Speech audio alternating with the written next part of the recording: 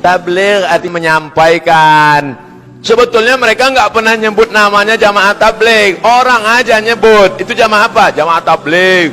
Karena dia nyampaikan ke pintu-pintu. Assalamualaikum Pak Haji. Assalamualaikum Pak Haji. Ayo salat ke masjid ya. Pak Haji ngamuk. Kau belum lahir aku udah haji.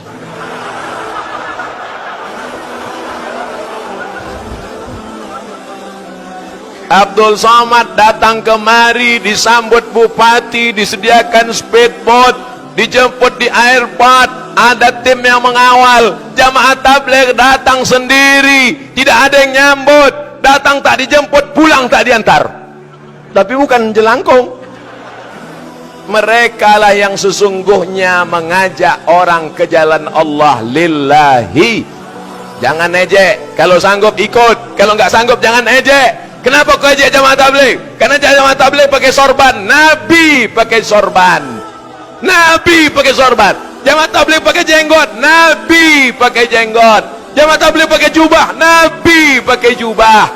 Jangan ejek sunnah Rasulullah sallallahu alaihi wasallam. Ini banyak yang ejek. Apa itu? Jamaah kompor. Karena mereka dah pergi bawa kompor. Maka mereka inilah yang berdakwah, yang mengajak preman bertato, yang mengajak bapak polisi tentara, yang mengajak pejabat-pejabat. Itu siapa? Ini jamaah ini. Yang diejek jamaah kompor. Ada pula ngejeknya katanya jamaah KUPJ, kelompok Ustadz Panjang Jangwi. Macam-macam ejekan, tapi mereka tersenyum. Ada preman di kampung saya, rambutnya sampai sepantat, laki-laki, punya meja biliar banyak. Pas saya pulang kampung, saya tengok dia jadi imam sholat. Loh, terkejut saya. Abang kok bisa berubah? Tiba-tiba masuk jamaah kompor nih ke tempat biliar saya. Diceramahinya saya di meja biliar. Biliar, mau kemana kalian mati? Ini yang tak pernah dilakukan Ustaz Somad. Ustaz Somad berceramah di masjid. Setelah jamaah kompor nih ngajak, ayo ke masjid, ayo ke masjid, ayo ke masjid, ayo ke masjid, ayo ke masjid. Setelah orang berkumpul di masjid, barulah datang Abdul Somad. Assalamualaikum. Abdul Somad menceramahi orang yang sudah baik. Adapun jamaah ini menceramahi preman-preman tengik yang ada di terminal, bertato tegak gambar ular kobra. Datang jamaah kompor nih mukur ular kobranya. Ustadz Dery Sulaiman itu taubatnya bukan di tangan Ustadz, di tangan jamaah kompor. Dia dapat hidayahnya bukan di Makkah, di Bali. Dia tatunya banyak. Ketika dia tanya sama Ustadz, Ustadz, boleh saya sholat, saya bertato? Kau bertato, kau hina. Akhirnya dia merasa jauh. Tiba-tiba datang jamaah kompor, dia tanya, saya bertato, boleh saya sholat? Kata jamaah kompor, yang masalah bukan orang bertato sholat, yang masalah itu orang tak bertato tapi tak sholat. Dapat hidayahnya, lembut hatinya. Asal jumpa kasih minyak wangi. Asal jumpa dikasih minyak wangi. Saya berapa botol minyak wangi ada di rumah. Jadi tidak termasuk umat terbaik kalau kita hanya senang untuk diri tapi nggak peduli kepada orang. Saya tadi ngobrol dengan yang jamaah tabligh itu ya, bagus sekali. Beliau mau keliling ke masjid-masjid, ke rumah-rumah ngetok. Untuk apa? Satu, saya ingin dapat kebaikan dari orang yang saya silaturahmiin, karena tiap orang pasti mengandung kebaikan.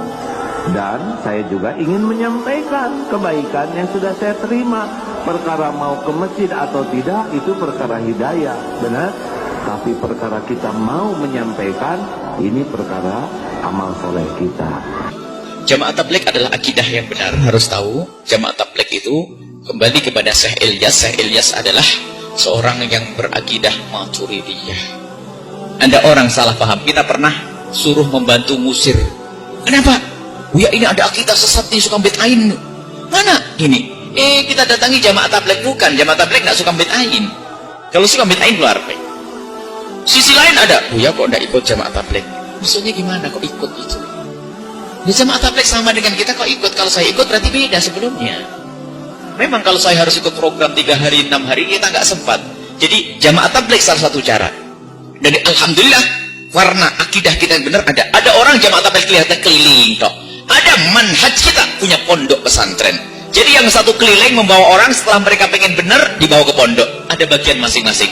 Jadi termasuk jamaah tabligh memang termasuk berusaha untuk mengamalkan sunnah Nabi, termasuk dari syakal bentuknya. Mereka pakai imamah, bagus. Kemudian dia ini, dan berani mereka itu ya. Mana-mana nggak ngerepoti orang, nggak pernah tanya berani bayar berapa ke saya. Nggak ada bawa kompor sendiri, akan tapi kalau bawa kompor tolonglah ada sebagian masjid bersih, agak minggir sedikit ya. Jangan, jadi memang tidak merepotkan adalah cara yang bagus. Dulu ketika sempat dulu ikut jamaah tablik ketika saya masih SMA, ada satu hal yang saya belajar dari jamaah tablik waktu itu tentang nggak boleh minta sama manusia. Jadi kita kalau jamaah tablik gitu makan kan di talam gitu ya, makan bareng-bareng rame-rame gitu, satu talam ada 5 orang. Nah, yang petugas khidmatnya membagi-bagikan lauk setelah nasinya ditaruh di talam, kemudian lauknya dibagi-bagiin. Ada ikan, ada sayur segala macam. Setelah selesai dibagi-bagikan, karena mungkin jumlah pesertanya banyak, lauknya sedikit, akhirnya dibaginya sedikit-sedikit. Pas kita lagi makan, ikannya habis, maka kalau pengen minta tambahan ikan, nggak boleh minta kepada petugas, mintanya ke Allah. Jadi itu SOP di jamaah tablik yang dulu saya pernah ngalamin. Kalau ada masalah mintanya ke Allah. Jadi kalau kita kurang lauk, Allah, ikan ya Allah. Akhirnya dia dengar, oh ikan datang, Masya Allah, Allah datangkan ikan gitu. Walaupun agak lucu, tetapi sebetulnya ini mengajari tentang berharap kepada Allah. Memang lucu sih awalnya, tapi lama-lama benar-benar kerasa di hati. Begitu kurang sedikit, Allah, ini sayurnya kurang sedikit ya Allah, maaf ya Allah.